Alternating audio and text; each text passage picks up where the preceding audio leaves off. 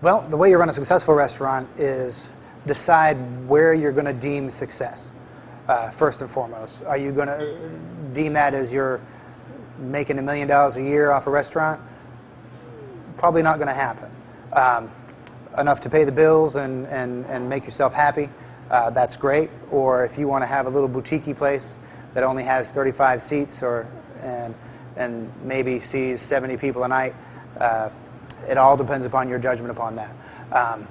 In my view, a successful restaurant is paying the bills, and we do that by having especially in today's economic climate, make sure that you have a checkpoint and a price average that is going to make you a deal for everybody.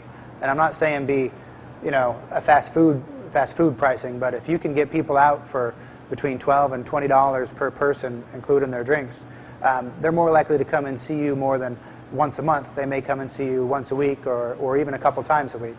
And I think right now that's the best place to be to have a successful restaurant. That being said, just make sure all of the other factors are covered. Watch your labor costs. Make sure that people aren't riding the clock. Make sure that people are being useful. Schedule your employees to be in to make the best use of time.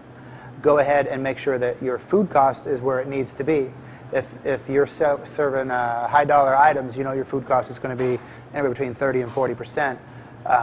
If you want to bang out high volume, your food cost should be around 20 or below. And make sure that you're watching that all the time. Watch your purveyors. You develop a great relationship with purveyors, but that doesn't mean you don't check up on them. Make sure that they're not creeping those prices up on you or charging you more for paper goods because you complained you're paying too much for meats, because they'll do the shell game and the bait and switch. Make sure that you're not switching things out too often as far as the higher dollar items on your menu. You want to build that. You want people to be able to know they can come back and get that dish that they had. Run your specials by all means, but stick with a core on your menu items, and that way your staff knows how to make them properly, and there's going to be less waste.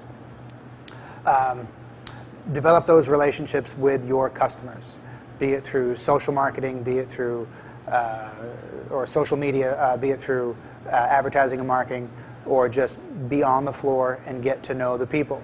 They are much more likely to come and see you if they like you as a person.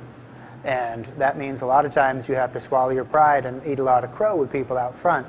But sometimes a situation that started off poorly can be turned into an opportunity to impress the people, and they may even become bigger fans.